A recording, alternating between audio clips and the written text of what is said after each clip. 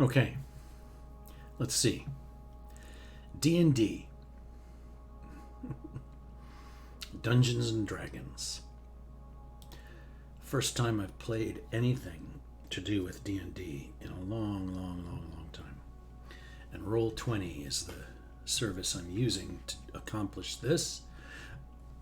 But I'm all by myself today. I don't have any players. I would not want players yet.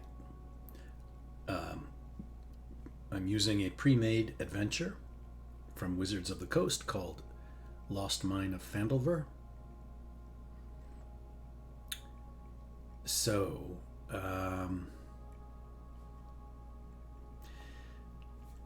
you can see the player map where things are going to start today. So there's a limited amount of view the players have initially, because I'm using a feature on Roll20 called Fog of War, which lets me control, as the dungeon master, how much of the map these player characters can see.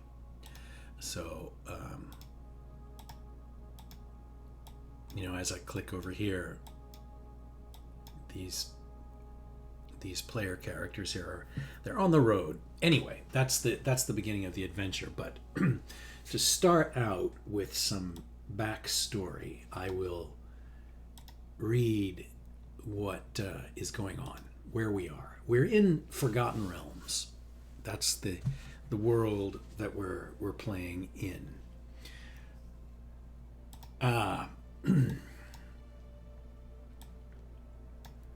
Let's begin the story. More than 500 years ago, clans of dwarves and gnomes made an agreement known as the Phandelver's Pact, by which they would share a rich mine in a wondrous cavern known as Wave Echo Cave. In addition to its mineral wealth, hold on, my vision. In addition to its mineral wealth, the mine contained great magical power. Human spellcasters allied themselves with the dwarves and gnomes to channel and bind that energy into a great force called the Forge of Spells, where magic items could be crafted. Times were good, and the nearby human town of Phandalin prospered. But then, disaster struck when orcs swept through the north and laid waste to all in their path. A powerful force of orcs, reinforced by evil mercenary wizards, attacked Wave Echo Cave to seize its riches and magic treasures. Human wizards fought alongside their dwarf and gnome allies to defend the Forge of Spells, and the ensuing spell battle destroyed much of the cavern. Few survived the cave-ins and tremors, and the location of Wave Echo Cave was lost. For centuries, rumors of buried riches have attracted treasure seekers and opportunists to the area around Phandalin, but no one has ever succeeded in locating the lost mine. In recent years, people have resettled the area. Phandalin is now a rough-and-tumble frontier town. More important, the Rockseeker brothers, a trio of dwarves, have discovered the entrance to Wave Echo Cave, and they intend to reopen the mines. Unfortunately for these Rockseekers, they are not the only ones interested in Wave Echo Cave. A mysterious villain known as the Black Spider controls a network of bandit gangs and goblin tribes in the area, and his agents have followed the Rockseekers to their prize. Now, the Black Spider wants Wave Echo Cave for himself, and he is taking steps to make sure no one else knows where it is.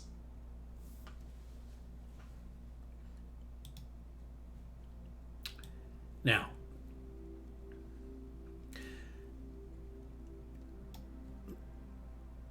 this adventure is going to begin in an area. I'm going to make sure that we can see right now where that is. Okay, so let me pull out a little bit here. What I'm doing is I'm showing the map of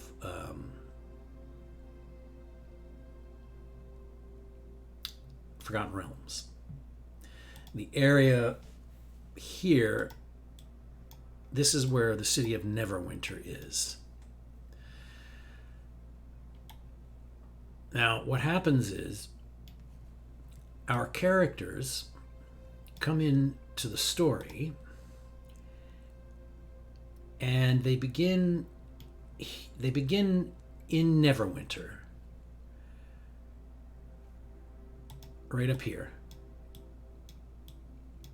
And they head down, they take a cart and they head down this way. And our story happens right in here, right in this area down here. But let me get to that in a minute. I just want to sort of show the area.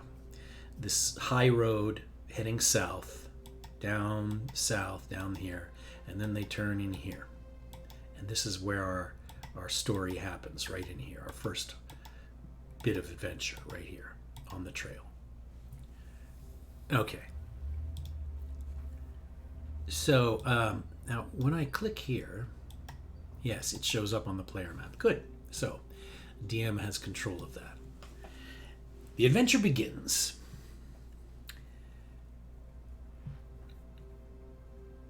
In the city of Neverwinter,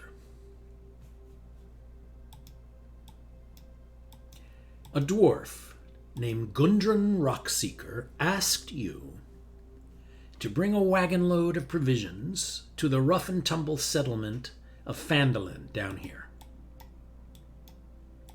A couple of days' travel southeast of Neverwinter.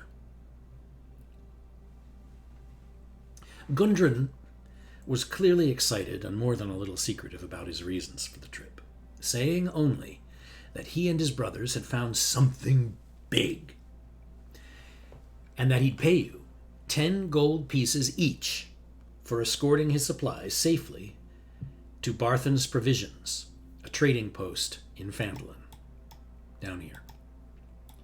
He then set out ahead of you on a horse, along with a warrior escort named Sildar Hallwinter, claiming he needed to arrive early to take care of some business. So you've spent the last few days following the high road, coming down this way, down here. You spent the last few days following this road south from Neverwinter, and you just recently veered east along the Tribor Trail, right here. You've encountered no trouble, but this territory can be dangerous at times. Bandits and outlaws have been known to lurk.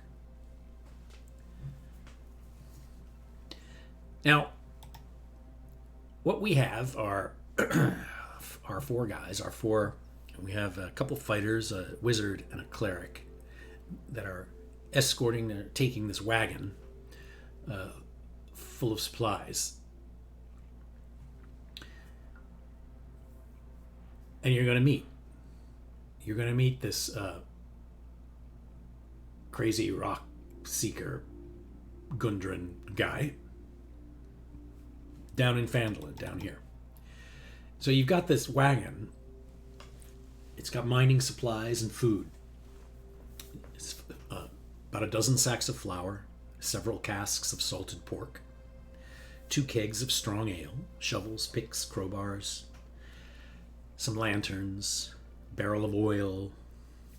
The total value of the cargo in this wagon that you're driving along the trail here is 100 gold pieces. So you're moving along.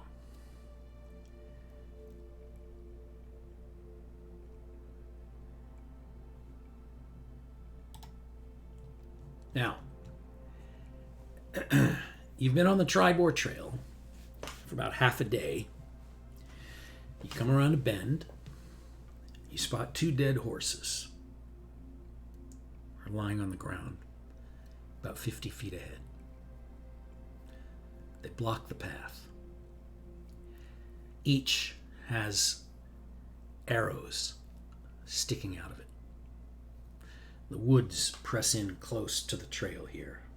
It's very tight. There's a steep embankment and dense thickets on either side of this trail.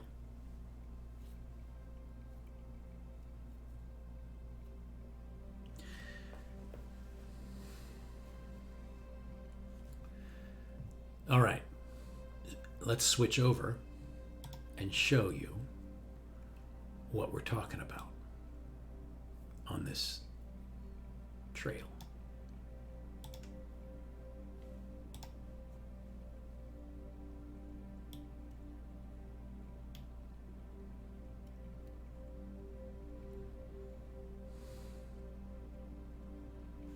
I think that's good.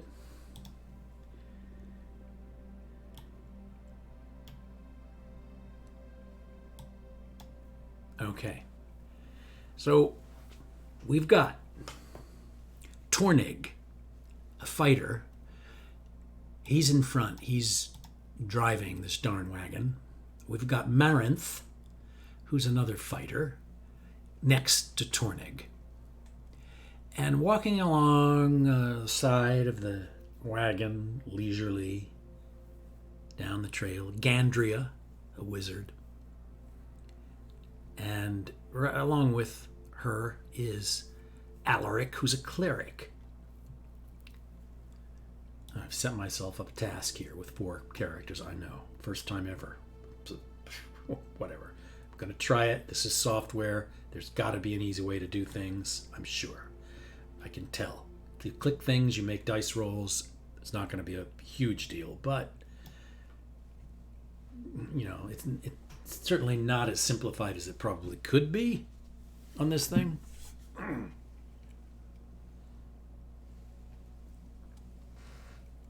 Anyway, I'm going to give it a workmanly try. So as we come down, what happens is Marinth and Tornig. So the wagon comes down. Basically, let's say we come down in here.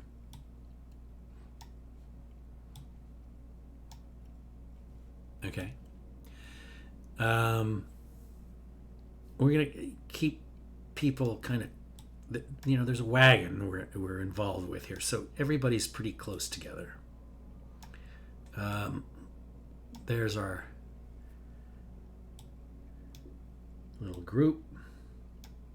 I'm spreading them out a little bit so I can read the darn names because I'm not that familiar with the names I myself made up. Okay.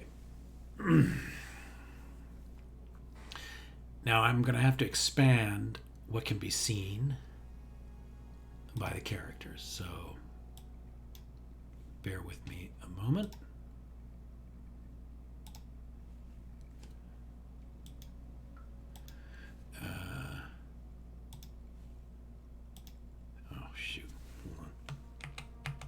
Polygon. I'm trying to make it so that you can see. That's not great. Okay, you know what? I'm gonna use the simple area way and just go like this and like this. That's fine. Okay. Our little group has found these horses. Now, we're going to send Marin forward to examine these horses. Because something just doesn't look right. What the heck is going on here? The first thing that's obvious about these horses is the arrows sticking out of them. And Marinth quickly determines that these are the same horses that were used by Gundren, Rockseeker, the dwarf that they're supposed to meet, who, with these supplies in the wagon. And the other horse is Sildar Hallwinter's horse, who was the escort. And they're missing. The horses are lying here dead. The saddlebags are empty. They've been looted. A map case lies nearby, and it's empty.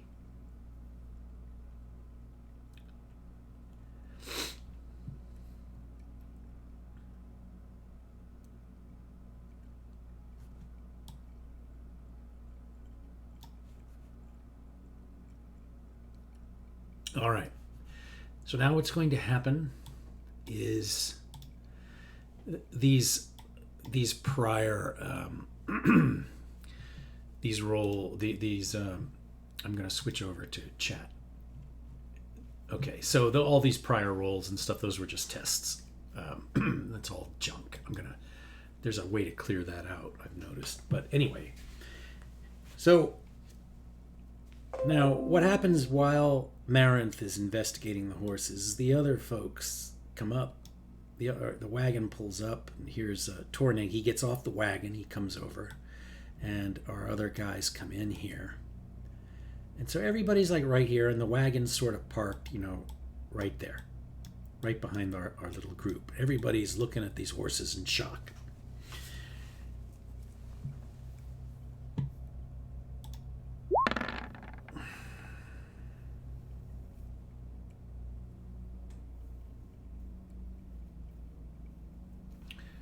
Okay.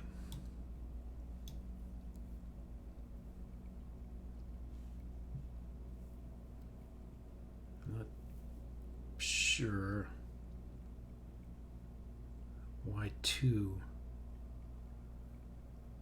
rolled there.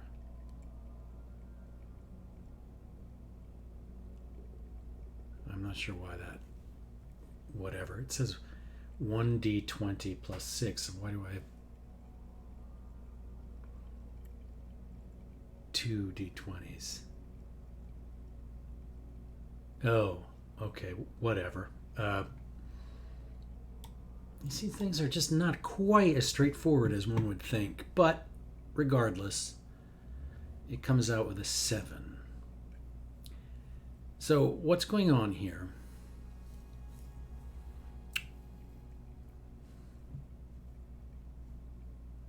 Okay.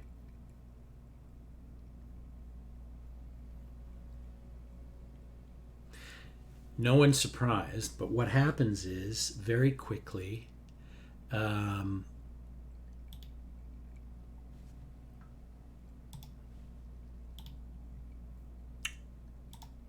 appear 4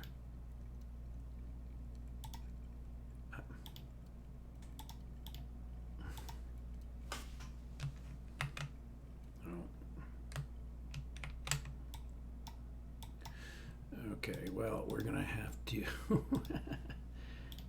layer token. So I'm still, it's, this, working with layers in this thing. It's kind of weird. Okay, I'm gonna move to the GM layer. Okay, here we go. Okay, so what happens here is 4 goblins make themselves known. They burst out of the bushes. Now, they have not taken you guys by surprise. They rolled a 7, and that's not enough to surprise you guys, because what happens is these characters have, they're a little bit more perceptive than that. So what happens is the passive wisdom perception for these characters is 13. So rolling a 7 isn't going to do it for them to surprise them. So they're not surprised. So now what happens is we roll for initiative, and it's going to take a bit of effort here. So what we have to do is go to the token layer, and we have to add turns for everyone. Characters first. Then I will proceed with our goblin friends. Okay. Now we're going to roll for initiative. And I guess the only real way to do that is to look at character sheets here and say initiative 9. Now we have Gundren, who will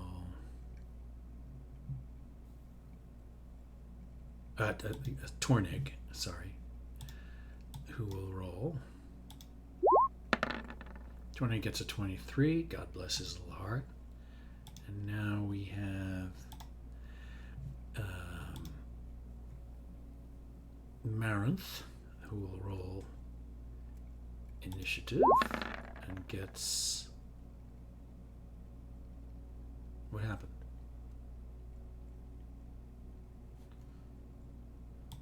That didn't work. No, oh, Marinth. I have to do that again. Who gets 12 because Marinth has a -1 on initiative because she's a dimwit. And then Alaric the okay, so all our characters rolled. Okay, so now the goofballs roll. Goblin 1 gets a 17. Goblin 2 gets a 4. Goblin 3 gets a 21. And Goblin 4 gets a 14. Okay, so we've got Tornig. Oh, I can sort, I believe. Right? Descending. Yes, okay.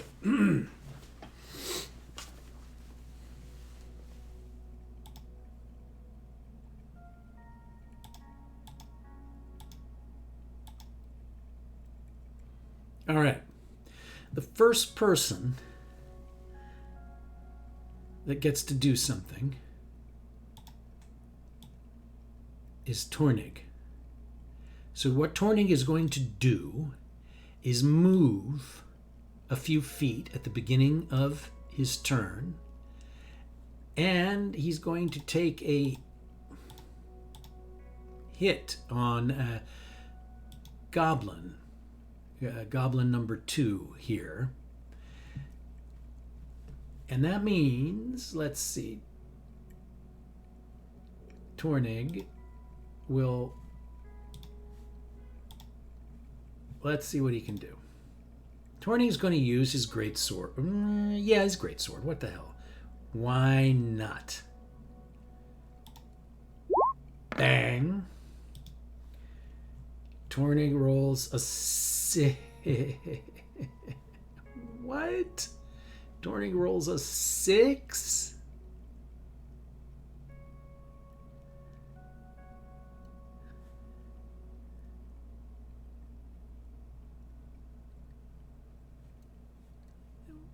I mean, what? Okay.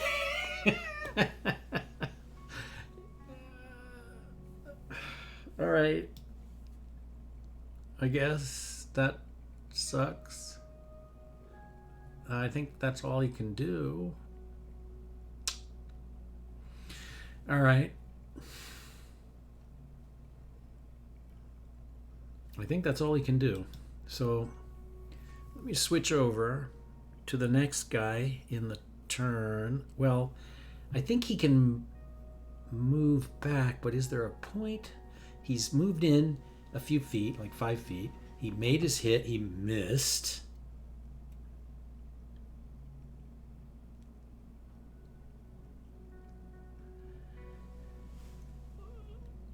I guess he can move back.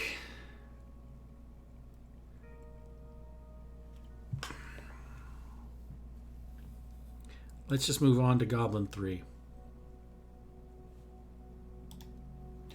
Goblin 3 is going to hit at Alaric the fighter. So Goblin 3 is going to use a scimitar.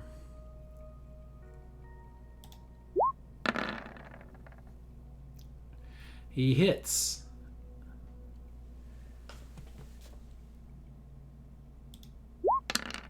And does 8 damage on Alaric. Jeez, that leaves 4.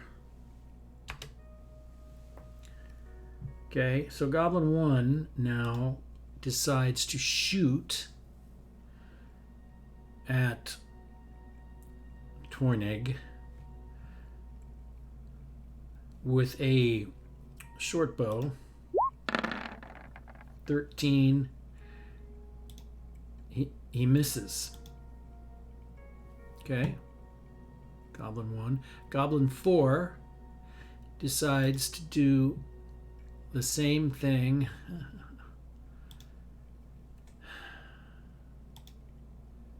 To Alaric, of course. Oh, hits.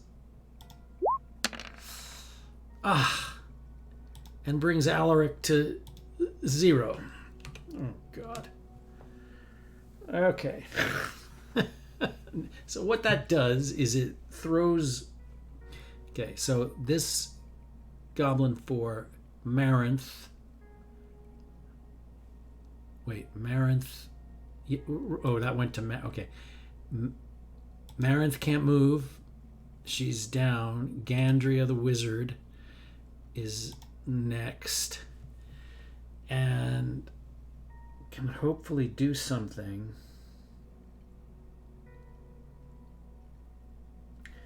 For Marinth. This is really stressful.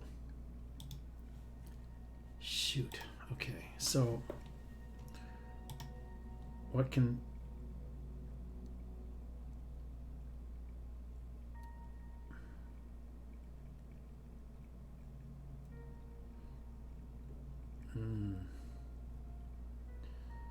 Not really any healing that can be done, is there?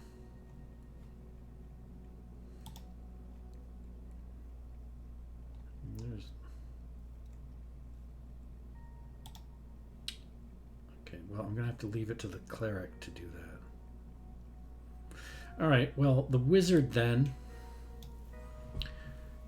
will throw some nasty stuff at Goblin 2. Armor class of 15. And we're going to use Ray of Frost, I guess, okay? Ray of Frost.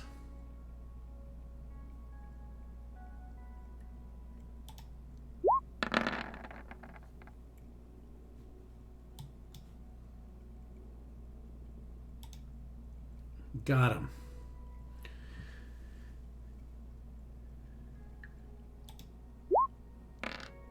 Seven. That knocked him down. Okay, he's out of commission. Now our next person is Alaric the Cleric. So Alaric will use let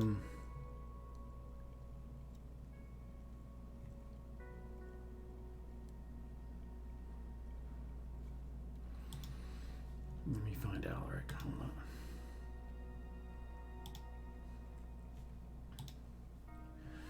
on. Okay. Cure wounds. Let me find out what that does. Cure wounds does... Okay. Whoops. What? Where's the... Okay. Cure wounds you can evoke once. The creature you touch regains a number of hit points. 1d8 plus your spellcasting ability. 1d8 plus your spellcasting ability modifier. Wisdom, which means 1d8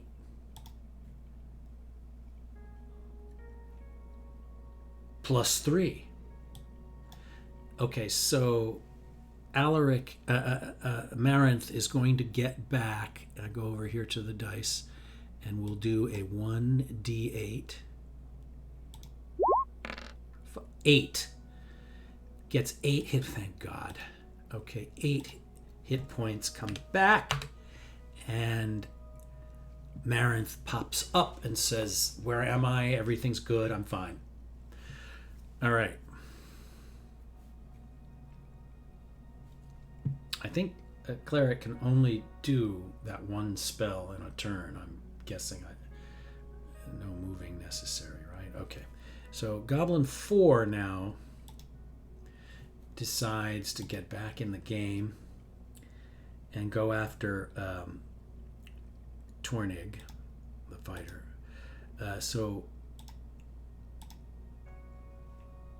Goblin 2 now decides to use a scimitar and gets 13, misses, right? Misses. Okay, so now Tornig gets to hack away. Tornig comes raging back at the stupid goblin and goes for his greatsword. I mean, what the heck? He gets 12?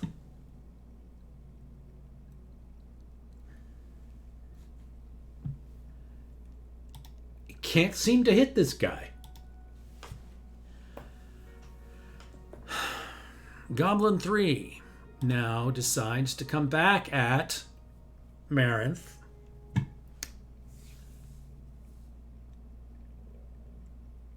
With a scimitar. And rolls a 12. Missing. Goblin 1 decides to come at Tornig with a short bow and misses. Goblin 4 decides to go at Marinth with a short bow and misses. Marinth goes at Goblin 3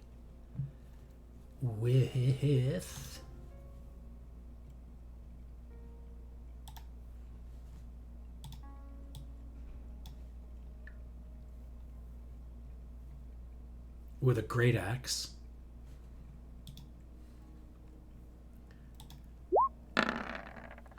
Oh my god, and rolls a 6.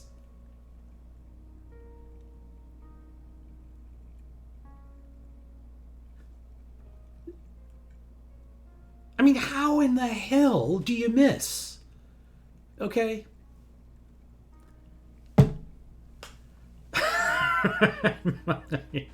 Gandria.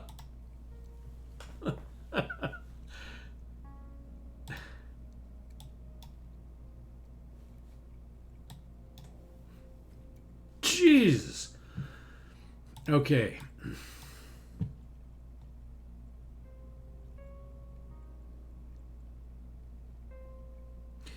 I think, what's the magic missile going to do? 1d4 plus 1 force. Magic missile. Okay, magic missile at...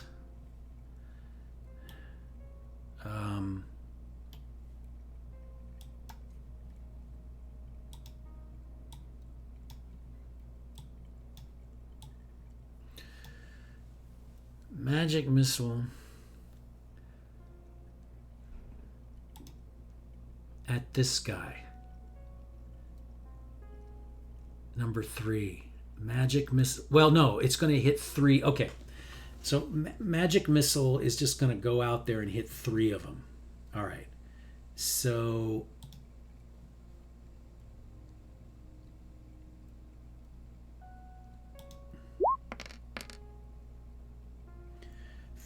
three. Now what that means is it, you know, cluttered interface. I can't see.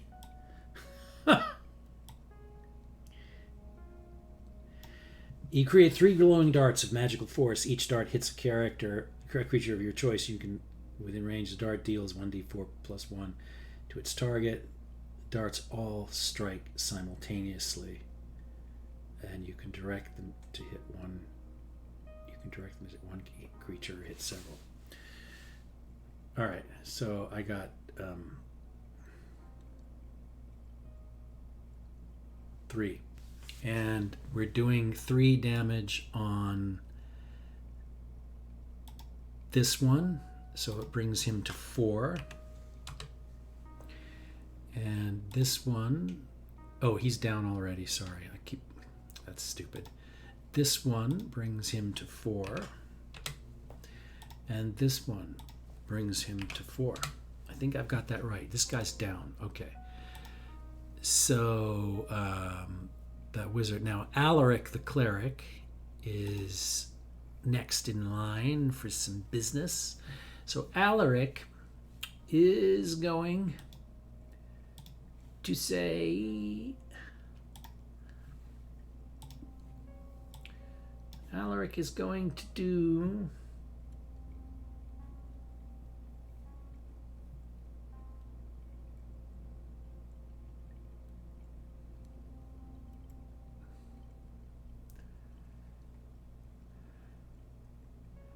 What if I did that?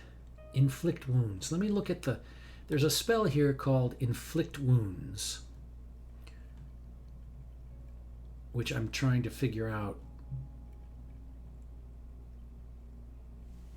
where...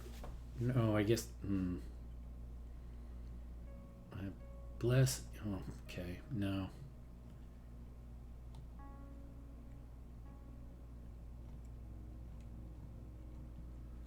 It's tricky, this thing. Okay, no, what he's going to do is he's going to use his hand axe, I guess, or a warhammer. He's going to move here and use his warhammer against that.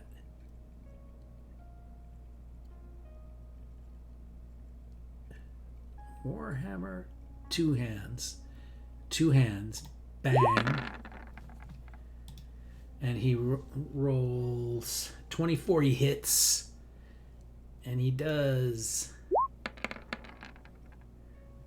wow, he does 11 damage. So this guy goes down.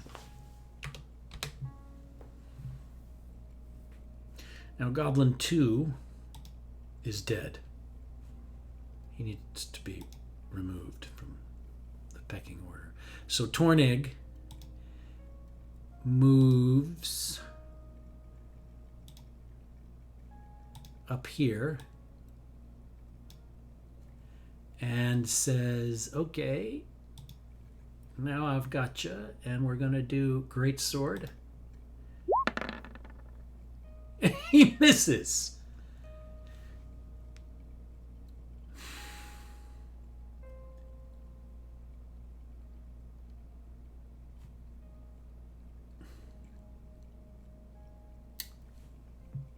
Okay.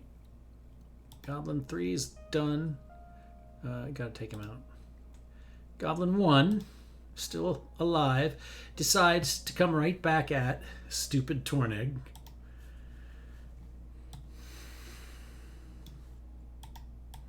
You know what's really dumb about Roll20 is you can't activate panels easily by clicking anywhere. Okay, he's going to come at him with his scimitar, and he gets an 8. He misses. So Goblin 4 is going to move up and come in. Oh, well, he's going to come in on, I guess, the Cleric.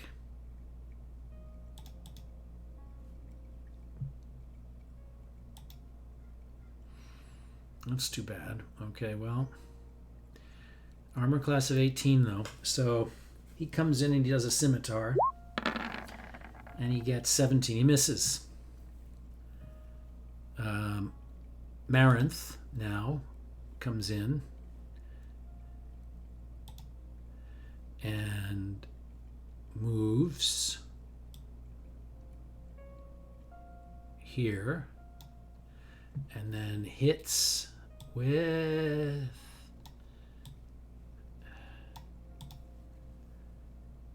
a great axe and rolls a, if I could see. God, clicking these panels. 16 hits. Okay, so she does 14 slashing damage and puts this. Hello. What? What's the deal?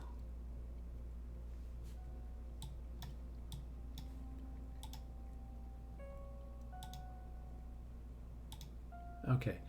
14 brings him to 0. Okay, there's only one of these bastards left. So we come back up. No, wait. We come to Gandria. Let's just let Gandria do something like Ray of Frost at this guy. Might as well. Come on, Gandria.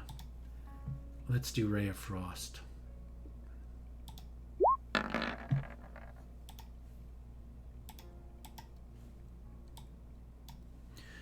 Ray of Frost. 6 misses.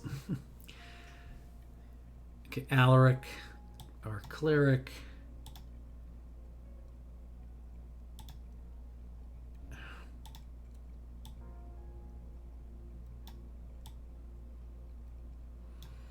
Alaric is going to move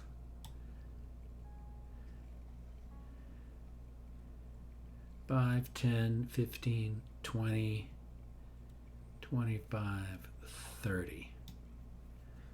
Has moved. Oh, wait. Yes, speed 30 for the. No, shoot. Can the cleric move like that? Roll20, man. You guys need to work on clicking and how things work in this thing. Okay, no, can only move 25. Well, can they occupy the same space? Yes, fine. So the cleric will now use the Warhammer and will hit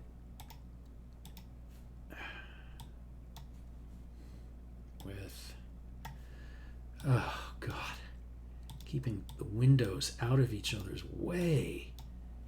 God, you know what? You need to 20. She hits. He hits and is... I'm losing it with the windows. The character sheet windows. Oof. Not friendly.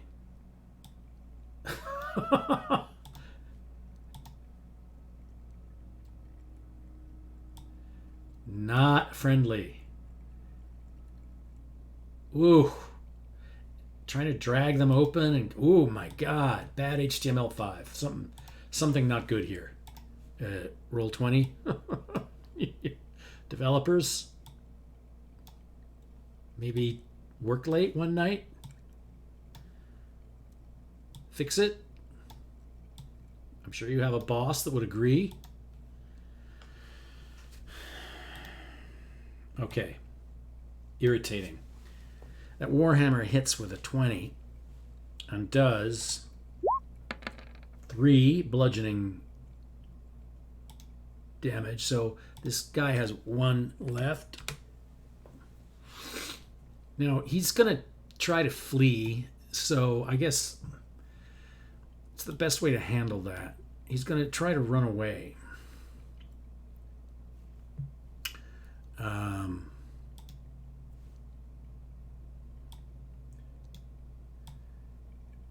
Man, there are some weird issues.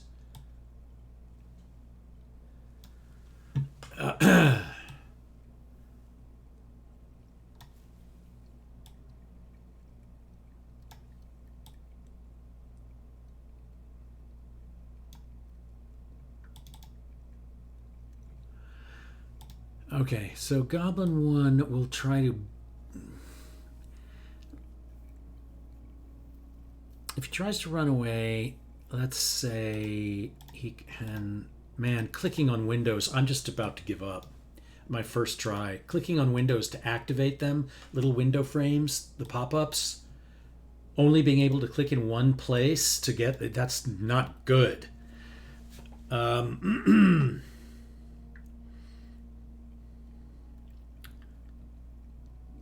Speed is 30 feet. So the idea is if he runs into the woods to try to get away,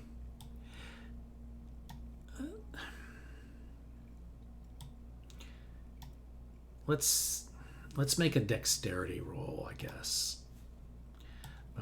If I can get windows out of the way, you can't activate a window that's underneath other windows and sticking out because nothing happens when you click on it. Come on, Roll20.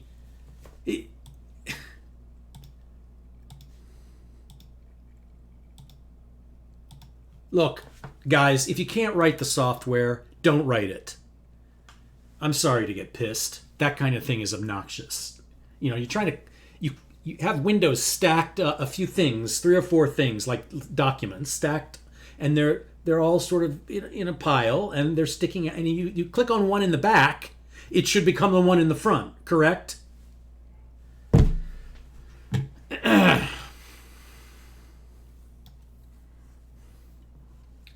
Okay. We're going to do a dexterity roll for this guy. No, he doesn't get away. I just don't. I don't think there's any reason to let him get away. So Goblin 1 can. No,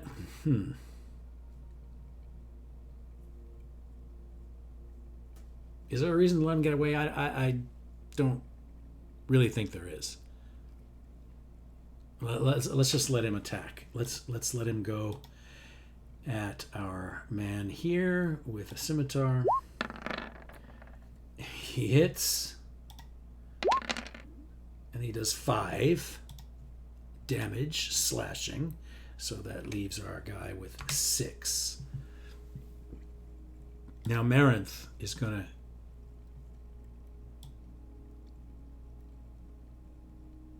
No, that was okay.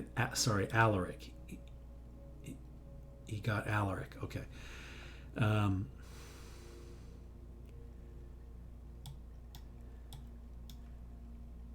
No.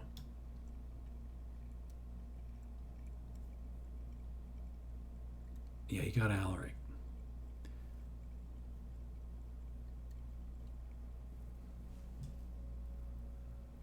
I'm a little confused about who's moved. Okay, so Goblin 1 moved. That means Marinth is left.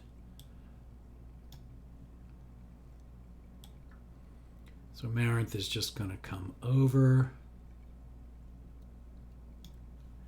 and do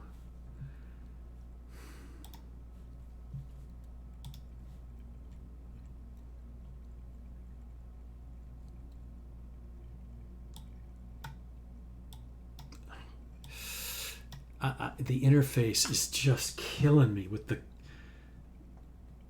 the mouse not doing what. Oh my god. Okay, 11 misses. Gandria is going to fire something over there.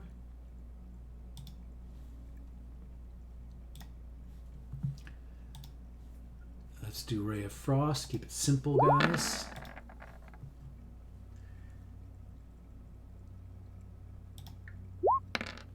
One damage, which puts him down. Okay. Yeah, there's Roll20 problems that I.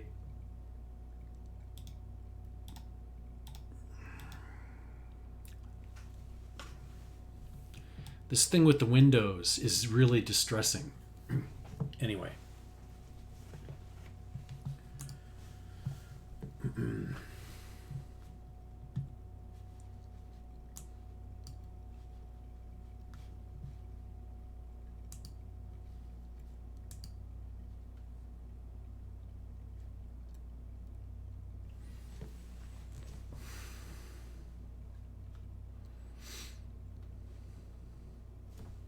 All right. I think what I'm complaining about here are the little things. I think I've noticed some people talking about Roll20, and they get very. They're like, yeah, it's good. It's but it has it's weak compared to some other things that are available. And I think it's little interface things like this that are clumsy. But it's easy to get an account, set it up, and get going with this thing.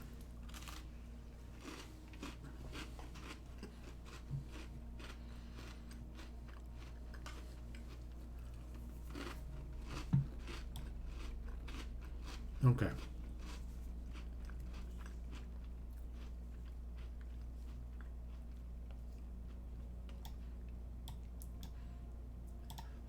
So, these goblins are all down.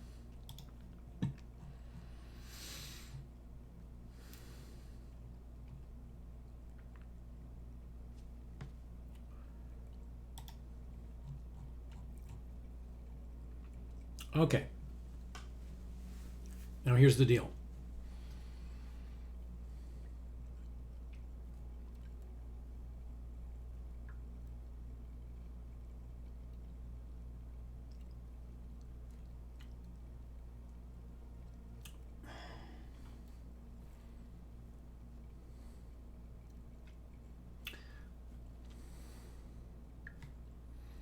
We do have a character that's got Marinth has 6, Gandria has 8.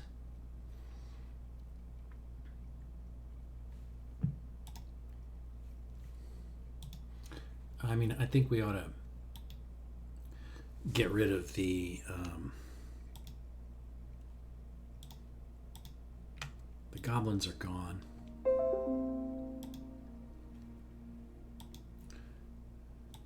They're no longer, their services are no longer required.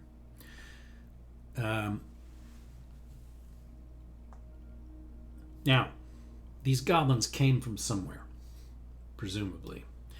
So our party needs to look around this area.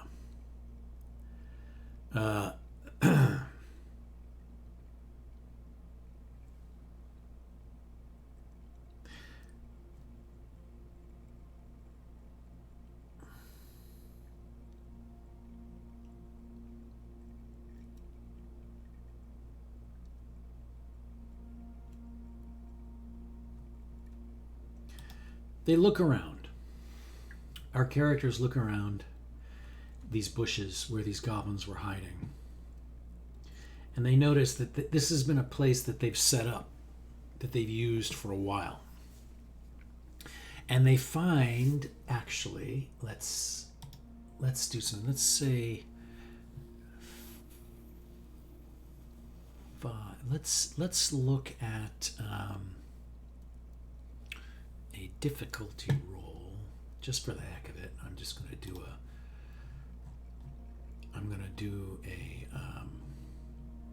what kind of a check here? Let's go with the cleric, and we'll do a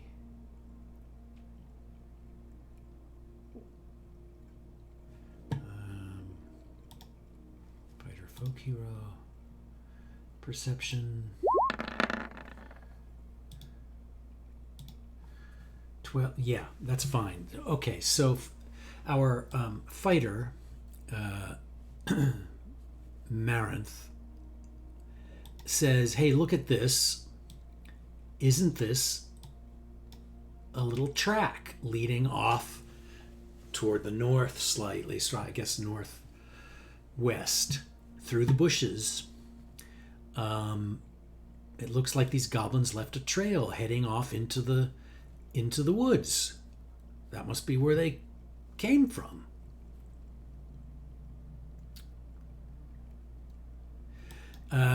Now, because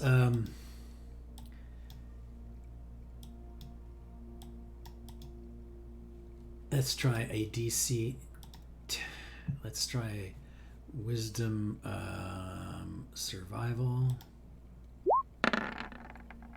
19.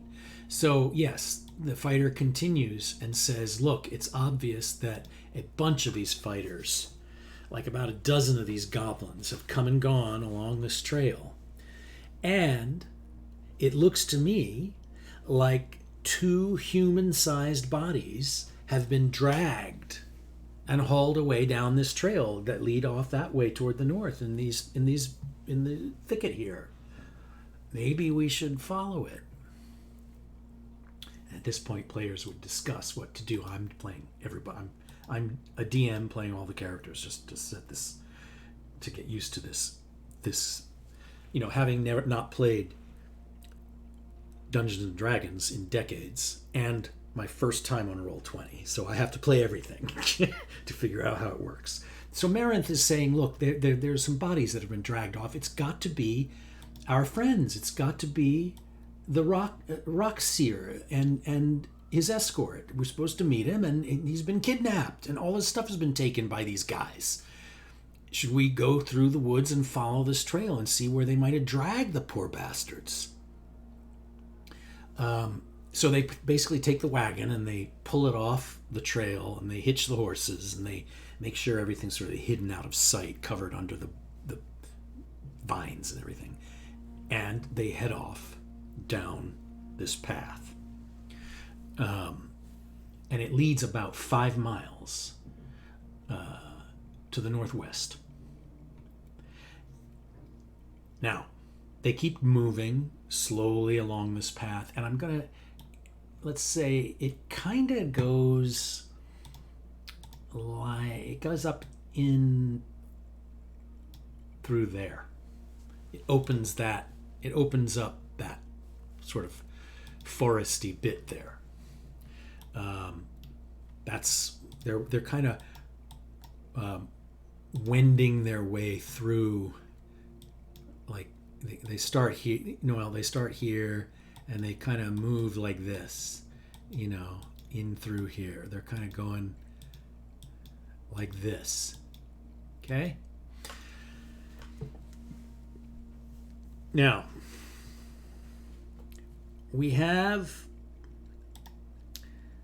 Mr. Tornig in front. We have Marinth coming up behind him. We have Alaric behind there. And we have Gandria behind there. That's how they're moving down the path. Okay?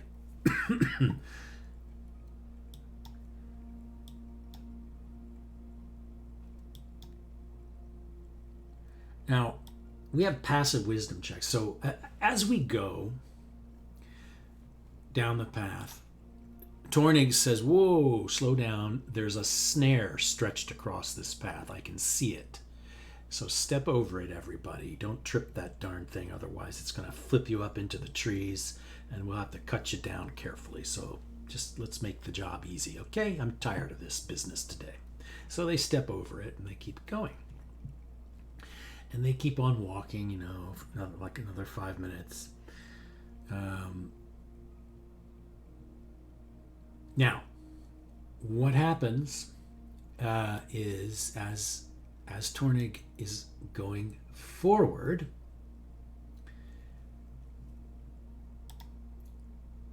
he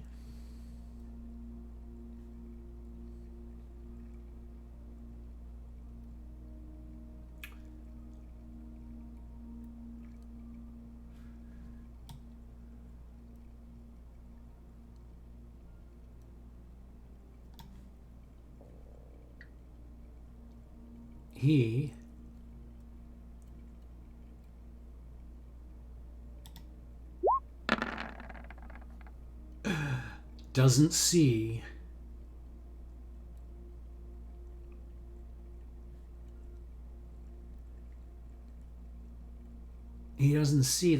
the pit.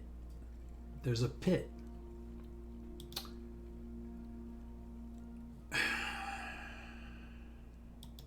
So he is about to fall into this darn pit that the goblins have built.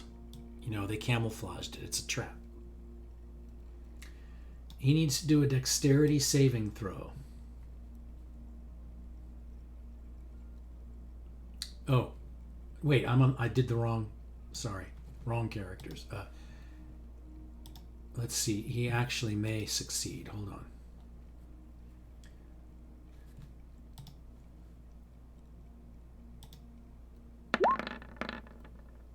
No, he doesn't. He doesn't see it. Okay. So now what happens is he's about to fall into this darn thing.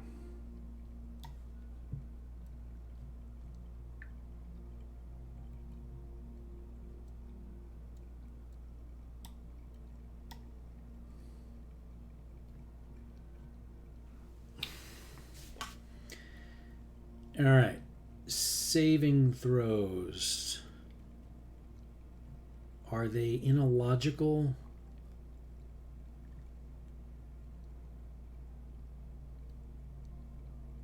There we go. Dexterity. Bingo. 13. He got it. He saved him. So basically, he starts falling in and he just catches a vine. And he's like hanging over the pit. And one of the other characters, Marinth, obviously just reaches over and says, "I gotcha," and just swings him back over. And they just walk around the pit and keep going. Okay, so the dexterity, I'm still figuring out where they lay things out on these things. Whatever. God, it's been a long time since I did any. I think I was a kid, basically. But anyway, they get past this pit and they keep going toward, up this way. They keep progressing through, following this trail. And what happens now is, because they have completed this bit of adventure, is that everyone gets 75 XP.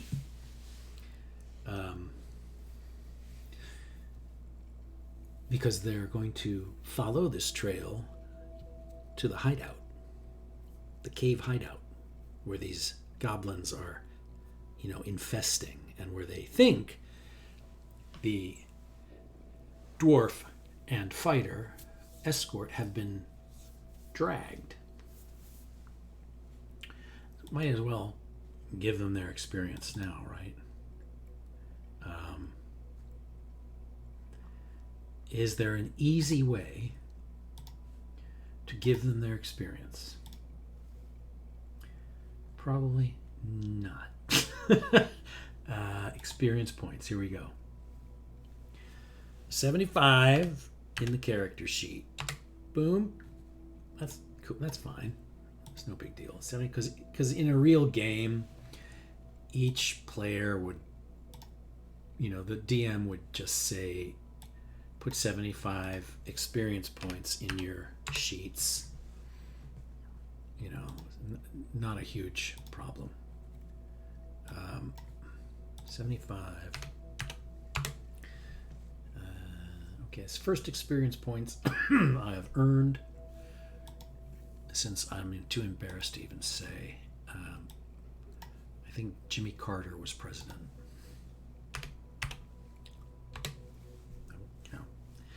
So, that was a long time ago. Basically, I played D&D back when... Hang on, I'll show you.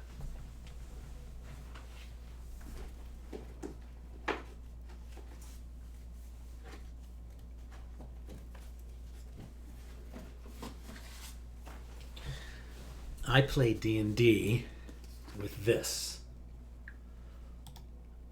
This thing. And what that is the these are my old dice.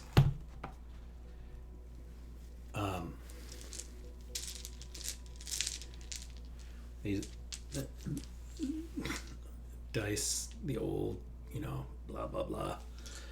But the books that this white box came with were the rule books by Gygax and Arneson. These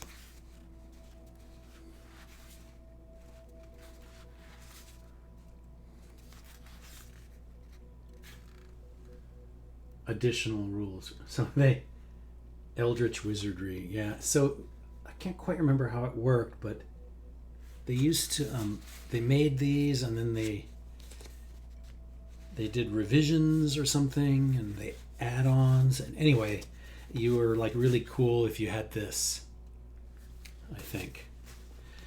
But I've always kept this, and the reason I joined Roll20, still with the free account, a couple weeks ago, was because I noticed this in my bookshelf, and I was like, oh yeah.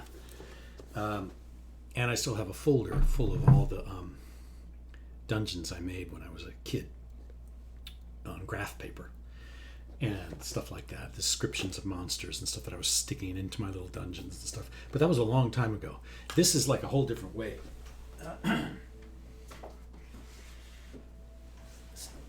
It's a whole different deal with Roll20. I mean, I had maybe a calculator hanging from my belt in school back when I was doing D&D, and that was it for computer. You know, no internet, nothing. Just books, paper, pencils, out on a table, which you can do today. In fact, I'm getting ready to try tabletop D&D, which in fact I'd be more proficient playing or DMing on the table, because the software, the Roll20, adds that extra confusion of where am I supposed to click, what, huh? So ultimately, I think it's actually harder for me to play with Roll20 than it will be to lay out a grid mat on a table and use dry markers and go through. But this is cool. I'm actually as pissed off as I am about certain interface deals with this. I'm actually enthusiastic about it. I think this is kind of an interesting thing to do.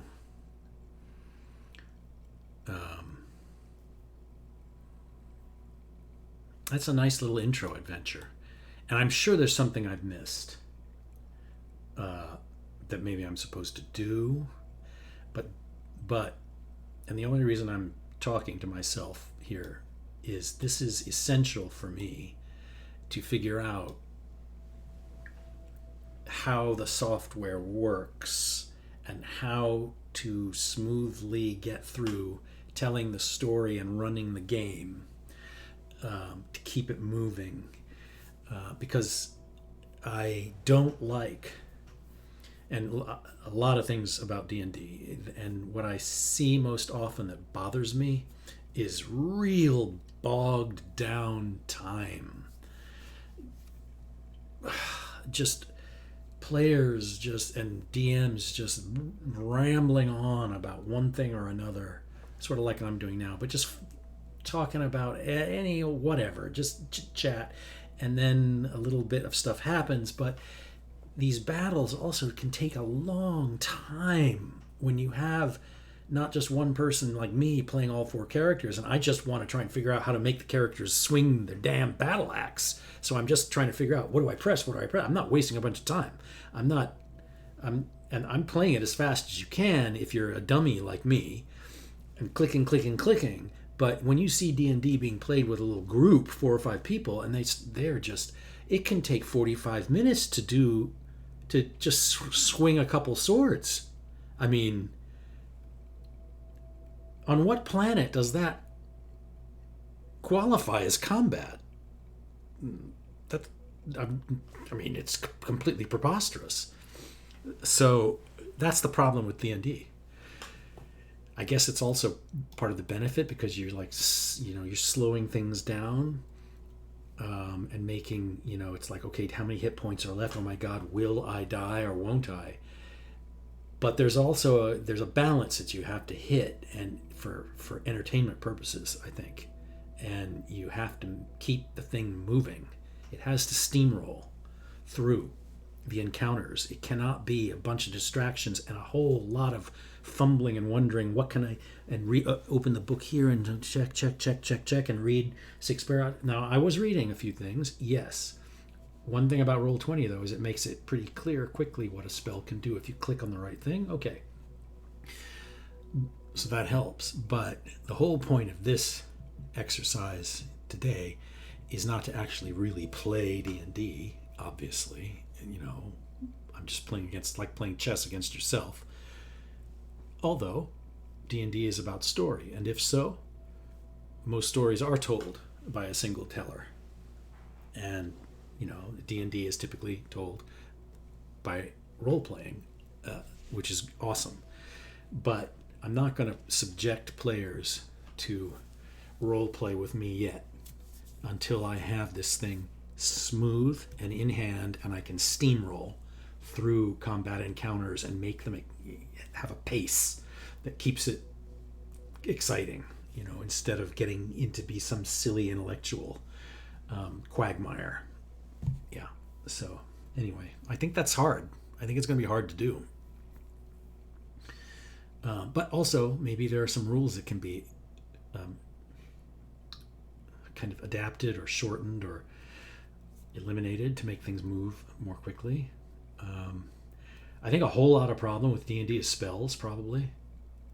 Spells are complex little mechanisms where you have to figure out what is going on. And probably a spell, to keep the game rolling, maybe a spell should just, boom, do something and not have some after effect. Like, on the next 3 moves, everybody involved in a certain distance from this can only move at half speed, and when they swing their weapon, it's with a -2 attack roll. Who's going to remember that? I can't. So, out with it. I don't know. So anyway, we'll see. Spell hits you and blows you up, burns you, or freezes you, or turns you into an imbecile, or I don't think I'm right, actually, because a spell should have an effect. If you paralyze someone, then clearly they can't move for their next few turns or their next turn very well. So you've got to let that happen. But something about this game needs to be speeded up. I can tell when I watch it being played.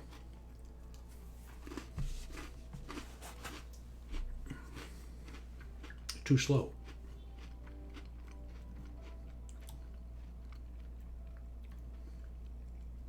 What would they call it if it were a video game? Hyper D&D. Hyper Street D&D 2. Like at the arcade with, Street Fighter. So, you gotta have like a version of D&D that's like boom, boom, boom. Instead of, did you bring your books with you? I brought mine, but I don't have that edition. I only have the first edition. Do we have the third edition with the appendix? I mean, come on, man.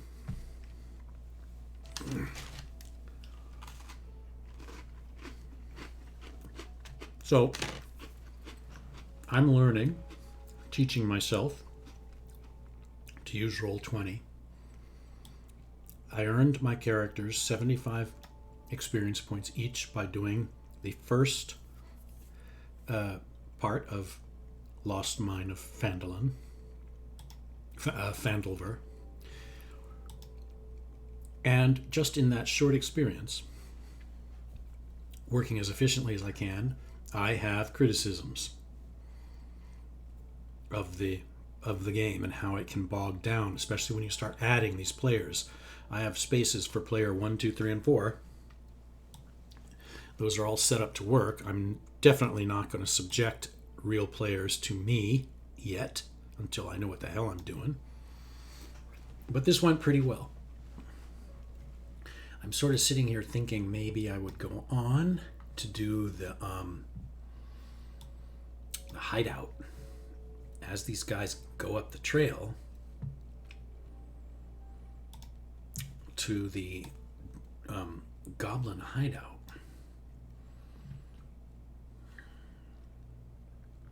I don't know. Should I do that?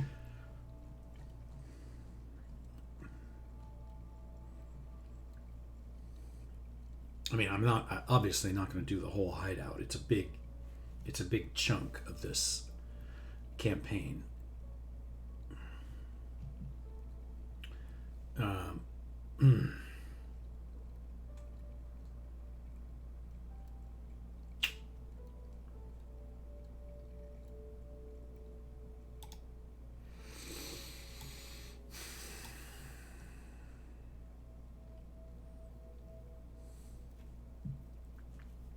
Now, I think it would be unwise to move forward right now. I think I need to take a little break.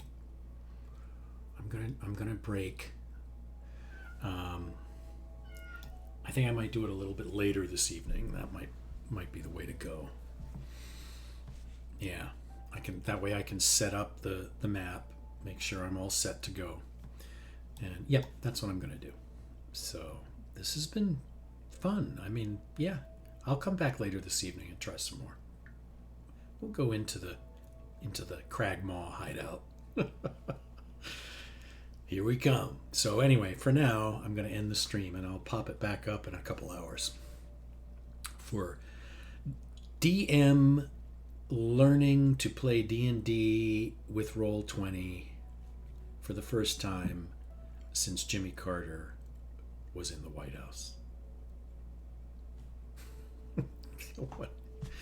All right.